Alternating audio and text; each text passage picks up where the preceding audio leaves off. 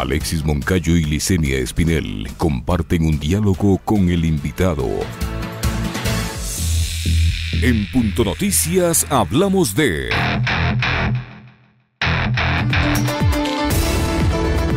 Carlos Rabascal, candidato a la vicepresidencia de la República por la coalición UNES, Unión por la Esperanza, denunció que existiría una agenda para descalificar y no permitir la inscripción del binomio que conforma con el candidato presidencial Andrés Arauz, vulnerando el derecho de participación de millones de ecuatorianos.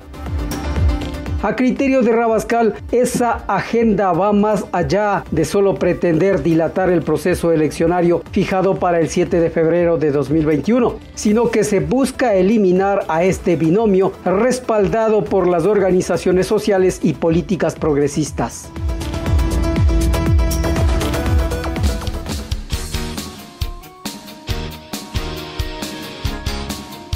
8 de la mañana con 36 minutos, 8:36 minutos en Punto Noticias, primera emisión. Saludamos con Juan Carlos Monedero, politólogo español. Con él vamos a abordar el tema electoral. ¿Cómo está, Juan Carlos? Buenos días, gracias por acompañarnos. Bienvenido, estamos con usted, Alexis Moncayo, y quien le habla, Licenia Espinel. ¿Cree que esta dilatación, que esta serie de obstáculos que se ha puesto para la inscripción definitiva de los binomios, en este caso del binomio del señor Andrés Arauz y Carlos Rabascal, así como del empresario Loro Novoa, puedan tener un efecto en el electorado? Desde España vemos con preocupación ese inmiscuirse por parte del gobierno con sus presiones en el desarrollo democrático de Ecuador. Vemos con preocupación porque llueve sobre mojado. Hemos visto que ha habido intervenciones por parte del Poder Ejecutivo en decisiones que corresponderían al Poder Judicial. Hemos visto una presión muy fuerte sobre los medios de comunicación amigos, ¿no?, del actual gobierno, y que todos van en la misma dirección, que es una dirección preocupante en todo el continente latinoamericano y también aquí, en Europa, que tiene que ver con el lawfare, es decir, que hay determinados estamentos políticos que cuando ven peligrar en las elecciones su poder, deciden patear el tablero, y lo hacen a través de un uso espurio, de un uso incorrecto, tanto del derecho como de los medios de comunicación, buscando descalificar al adversario. Y ahora, después de la persecución, después de los encarcelamientos, después de ese intento de encausar, ¿no?, a las fuerzas progresistas del Ecuador sin pruebas, que lo que buscan, ya digo, es sobre todo descalificar ante el electorado a determinados miembros. Ahora vemos que esta dilación no busca sino también poner bajo sospecha, ¿no?, a UNES y al binomio de Rabascal y de Arauz. Y por tanto, ya digo, desde España vemos con una enorme preocupación que el gobierno de Ecuador caiga en las mismas trampas en las que cayó el gobierno de Bolsonaro, que caiga en los mismos manejos que hemos visto en Bolivia, en los manejos que hemos visto con mucho bochorno en Estados Unidos, ¿no?, con esas dilaciones también de Donald Trump. Y por tanto hacemos una llamada de atención a toda la comunidad internacional respecto de un comportamiento que nos parece ilegítimo. Juan Carlos, buenos días, un gusto saludarles desde acá, desde Quito. Usted bien manifestaba, esto tiene que ver con una estrategia que no solo ha sido regional, sino que también se está reproduciendo en otros continentes. Usted hablaba de lo que está o estaría sucediendo también en Europa, donde los medios de comunicación se han convertido también en parte de esa estrategia perversa. Pero ¿cómo entender ese juego maniqueo en el que han caído los medios, Juan Carlos? Sobre todo como en países como el nuestro, que durante 10 años se vendieron como los grandes defensores de las libertades y que le dijeron a la gente y casi que le convencieron del famoso relato de que sin medios de comunicación no hay democracia. Y hoy esos medios de comunicación son quizás las principales plataformas que están promoviendo la puesta en riesgo de ese sistema democrático, porque acá no está en juego únicamente la inscripción de uno o dos binomios, está en juego el desarrollo mismo de las elecciones. Ayer Andrés Arauz lo denunciaba, y esta es una tesis que yo sostengo desde inicios de año, por temas de presupuesto, de falta de recursos y de tales, y ahora tienen este argumento de la pandemia, que a ellos les facilitaría justificar el retraso o la postergación de las elecciones. Hay una parte siempre, las buenas mentiras siempre tienen una parte de verdad, ¿no? Las trampas en la selva en donde caes son las que están recubiertas con la maleza de la zona, ¿no? Entonces, claro que sin medios de comunicación libres y plurales no hay democracia. Es un requisito, ya lo hemos estudiado mucho en la academia, ¿no? Habermas hizo estudios relevantes de cómo la existencia de medios de comunicación, de periódicos, de clubes, de cafés, de debate y de deliberación son la base que hizo posible el desarrollo democrático. El problema es que tenemos ahora que preguntarnos también por quién financia los medios de comunicación. En España, el diario El País, que es un diario que tiene también ramificaciones en América Latina, acaba de ser comprado por BlackRock, por el fondo de inversión más importante del mundo. Y obviamente el diario El País va a dejar de atacar los intereses económicos de BlackRock. ¿Y cuál va a ocurrir en el Ecuador? Es decir, los medios de comunicación muchas veces que están funcionando con pérdidas son sostenidos por empresarios, sobre todo cada vez de manera más evidente por el sector financiero, porque el sector financiero que controla los medios de comunicación indirectamente va a controlar también el sector industrial, allá donde todavía queda industria. Y al final tenemos que los medios de comunicación se están convirtiendo ya no en el cuarto poder, sino en el primer poder. En el momento en que los medios de comunicación son capaces de hacer que determinados elementos ganen las elecciones, ¿dónde está ahí la democracia? ¿Dónde está la igualdad de oportunidades, la igualdad que debe tener un proceso electoral para que todas las opiniones puedan expresarse, para que sea la soberanía popular la que después conforme la voluntad popular? Si no hay criterio para identificar cuáles son las alternativas, no existe la democracia. Tenemos un profundo problema porque, sobre todo en la década pasada, ¿no? Cuando el proceso de la Revolución Ciudadana en Ecuador o el proceso que llevó a cabo Néstor Kirchner y Cristina Fernández de Kirchner en Argentina o el proceso de Evo Morales en Bolivia, procesos todos ellos, ¿no? O de Lula en Brasil, procesos que mejoraron profundamente la vida de la gente y que implicaron redistribuciones de la renta. En un momento en donde, sobre todo, la corrupción había atacado a todos los gobiernos de la derecha. Es decir, que antes de que llegasen estos gobernantes a gobernar para las mayorías, había un deterioro muy claro de toda la situación política en esos países, en el Ecuador, en Bolivia, en Argentina, con un incremento de las cifras de pobreza y, sobre todo, con enormes cuotas de corrupción de todos esos dirigentes. En el caso de México también es muy emblemático, ¿no?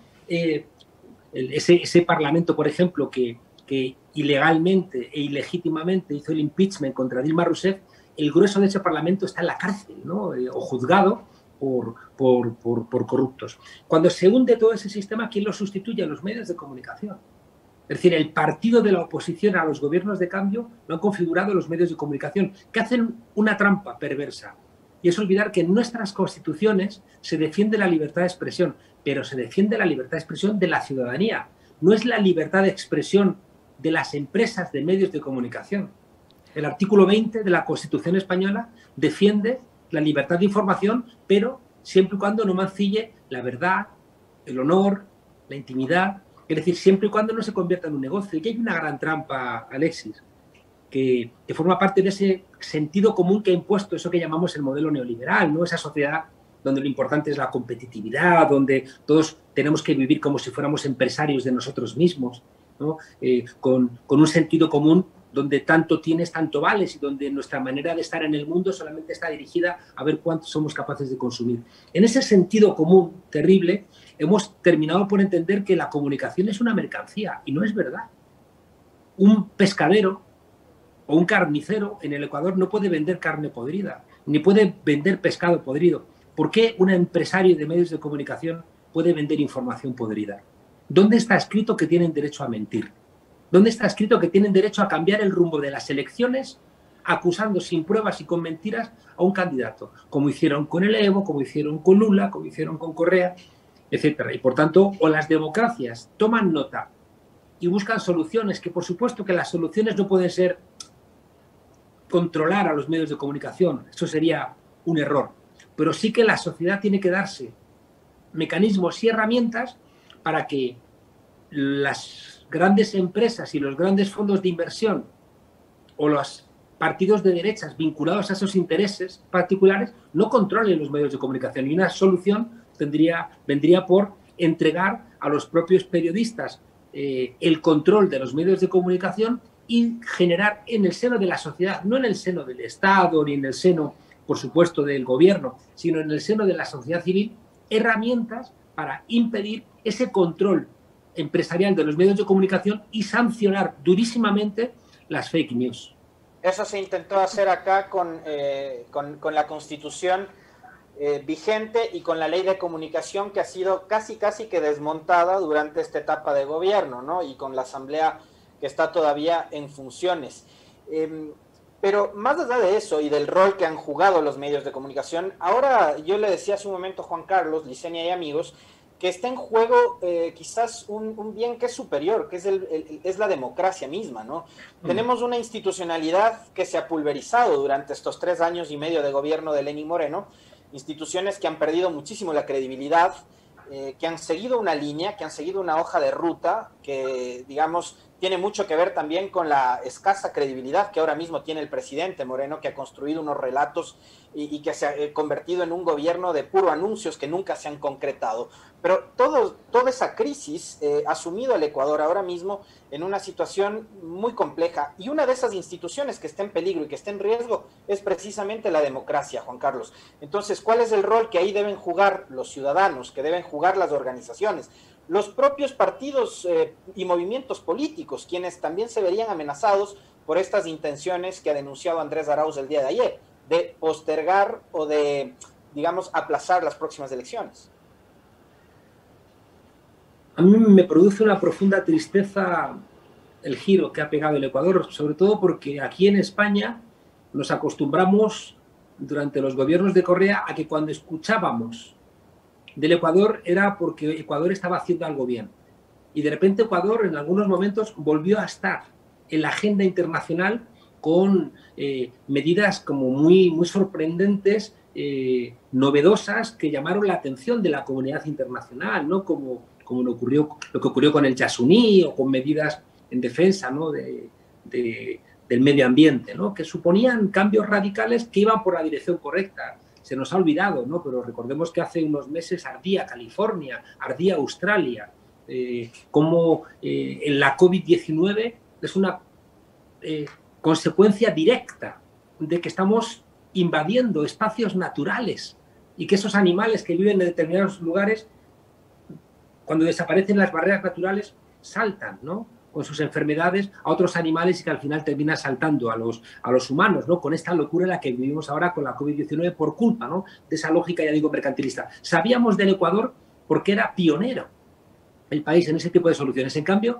ahora sabemos del Ecuador porque las agendas de derechos humanos le señalan al gobierno de Lenín Moreno como responsable de atentar contra los derechos humanos. Yo he podido hablar en España con miembros del gobierno y puedo trasladar la preocupación que tenemos en Podemos y en otros sectores, ¿no? de la democracia española. Hay una profunda preocupación por esta deriva que está teniendo Ecuador y que la acerca, bueno, pues eso a las posiciones que vimos en el gobierno golpista de Bolivia, o posiciones intolerables del gobierno de Jair Bolsonaro en Brasil, ¿no? Y que no son de recibo. O sea, Ecuador es un país que entró en la modernidad, es un país que dio saltos de gigantes, ¿no? Y que ahora parece que quiere dar marcha atrás. Y tienes toda la razón en que no basta la ley, sobre todo porque el poder, las élites siempre tienen la capacidad de ir más allá de la ley, ¿no? Tienen la capacidad de aquello que decía un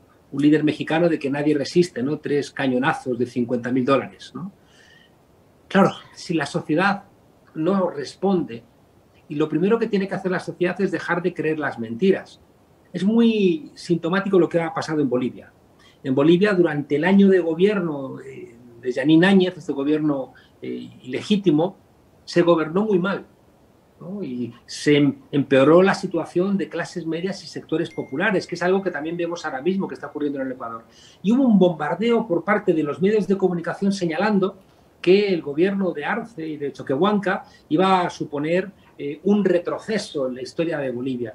Y el pueblo boliviano no les creyó. Y el pueblo boliviano votó al movimiento al socialismo sacándole, pues eso, si mal no recuerdo, 26 puntos, ¿no? a la candidatura de Massa. Entonces, claro, lo que tiene que hacer el pueblo ecuatoriano es algo similar. Si tú crees al mentiroso, te va a depredar. Y toda esta sobreactuación que está haciendo el gobierno de Lenín Moreno, presionando al Poder Judicial, mintiendo en los medios de comunicación, no es sino porque es consciente de que han perdido la credibilidad. Yo puedo asegurar con rotundidad que el gobierno de Lenín Moreno ha perdido la credibilidad en España, totalmente. Incluso hay una enorme preocupación por la persecución que se está viendo que está haciendo con los adversarios políticos. A pesar de que ellos acá en Ecuador repiten reiteradamente el relato, Juan Carlos, de que ellos han recuperado la credibilidad en el concierto internacional. No es verdad, es mentira. En España no. En España no, porque somos conscientes, ya digo, igual que estamos muy preocupados por la situación en Brasil, estamos muy preocupados por la situación en Honduras, la situación en Guatemala, es que tenemos que ver ese deterioro, ¿no?, de este grupo que apoyaba al gobierno de Lenín Moreno, ¿no? Es decir, ese grupo de Lima, ¿no?, que ese desgajamiento que puso en marcha el gobierno de Estados Unidos para incluso, ¿no?, dejar de lado la OEA. ¿Y qué ocurre con todos esos gobiernos, ¿no? Una constituyente en Chile, después de que 400 personas perdieran los ojos o tirasen a un muchacho por un puente. En Ecuador o en Guatemala, igual, la gente protestando por la corrupción. En el Perú saliendo, ¿no?, esos gobernantes corruptos, ¿no?, y sustituidos por otros que el pueblo también los echa a la calle. Jair Bolsonaro diciendo barbaridades. Y todos estos países, Alexis, y esto es una cosa que me rompe el alma, ¿no?, viendo el Ecuador, ¿no? Cómo estos países, además, estos países mentirosos, estos países que están utilizando los medios de comunicación y la justicia para intentar luchar contra los adversarios políticos. Estos países, estos gobiernos que han empobrecido a la ciudadanía, son además los países que peor resultado tienen en el tratamiento de la COVID-19. Juan Carlos, yo tengo una inquietud. Tengo una inquietud en el sentido... Sí, no, perdón, solamente quería decir la preocupación, porque estos gobiernos es que además en la COVID-19, que tendrían que estar a la altura internacional, no lo están, y por tanto miente el gobierno de Lenín Moreno cuando no quiere hacer ver que hay una enorme preocupación en el mundo por cómo se está gestionando la democracia y también la COVID-19. Yo tengo una inquietud, Juan Carlos, en el sentido de que se han hecho varias alertas a nivel internacional sobre esta posibilidad de proscribir la participación electoral del binomio Andrés Arauz, Carlos Rabascal, y también ahora del empresario Álvaro Noboa. ¿En qué medida estas alertas que se dan a nivel internacional pueden dar resultado acá para que se permita la participación de todo el que cumpla los requisitos para participar en una contienda electoral? Miren, aquí en España recuerdo una visita de Lenín Moreno con Sebastián Roldós, reuniéndose con gente y diciendo mentiras.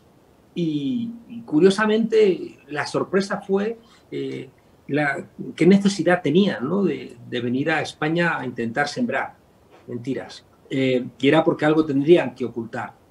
Yo creo que la preocupación de España y de la Unión Europea por el deterioro democrático en el continente latinoamericano es legítima.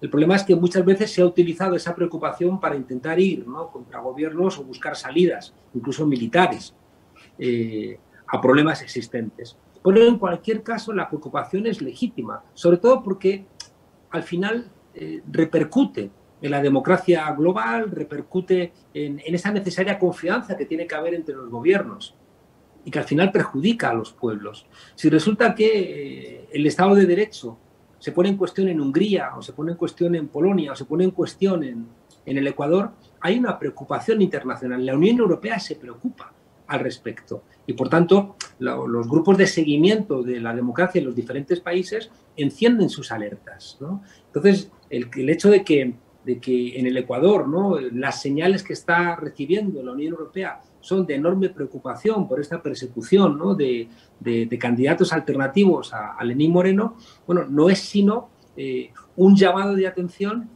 acerca de la necesidad, a lo mejor, de poner en marcha mecanismos democráticos para impedir que eso ocurra, ¿no? Entonces, yo no descarto que en el caso de que las autoridades judiciales pierdan su independencia y tomen decisiones contrarias a la democracia, yo no descarto que la Unión Europea y España pues tengan que tomar medidas al respecto.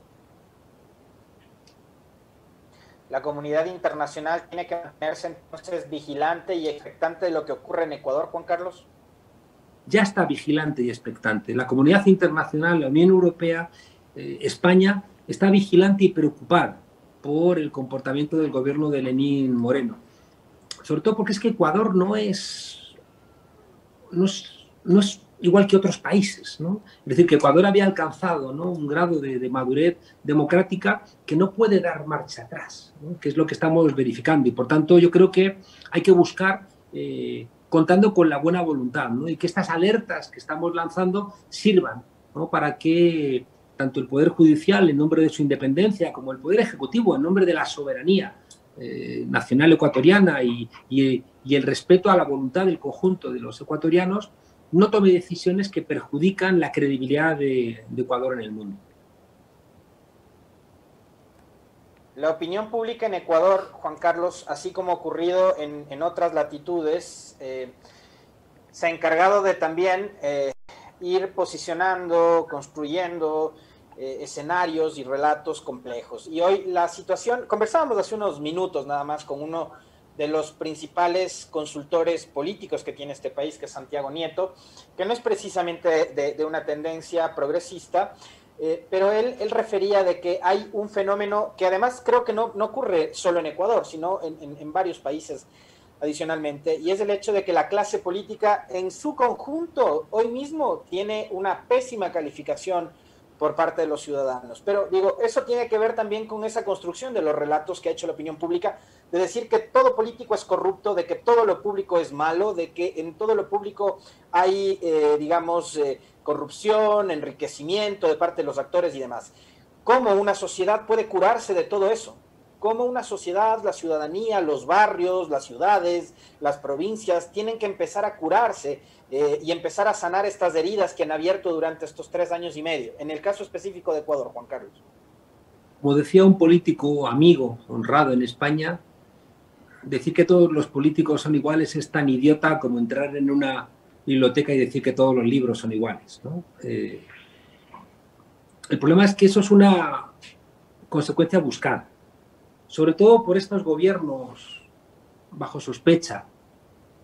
El gobierno, ya digo, el gobierno de Duque en Colombia, ¿no?, con ese movimiento en las calles, el gobierno, yo qué sé, de Piñera, es decir, todos los gobiernos que vemos en nuestros alrededores, ¿no?, que tienen respuestas populares muy fuertes, siempre, como ven que son incapaces de conseguir apoyo popular, ponen en marcha la estrategia que viene marcada por Steve Bannon, este estratega de Donald Trump, ¿no?, que señaló que si no puedes vencerles, confúndelos, ¿no? Es decir, si tú no puedes ganar votos de esa ciudadanía que te señala como corrupta, como antidemocrática, como autoritaria, como ajena a los valores, ¿no?, mayoritarios de la sociedad, si no puedes conseguir sus votos, haz que la oposición no gane tampoco votos, ¿no?, y haz que en lo posible todos los políticos sean vistos como iguales. Y es una costumbre, lo vemos constantemente en España, la derecha y la extrema derecha intentan bajar la discusión al barro. ¿Por qué? Porque en el barro ganan siempre los puercos, porque están acostumbrados a vivir en el barro, ¿no?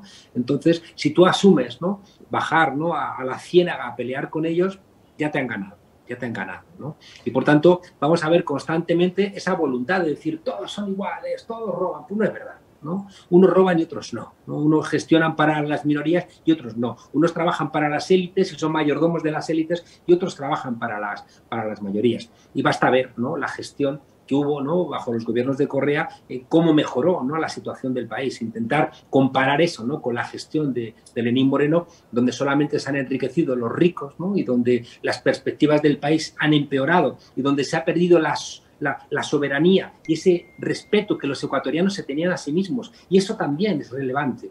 Es decir, que el Ecuador era un país que se tenía respeto a sí mismo, que hacía cosas que tradicionalmente América Latina no tenía el coraje de hacer y que de repente se pierden. En Europa ahora mismo hay todo un movimiento, ¿no?, que señala a Julian Assange como el referente del periodismo.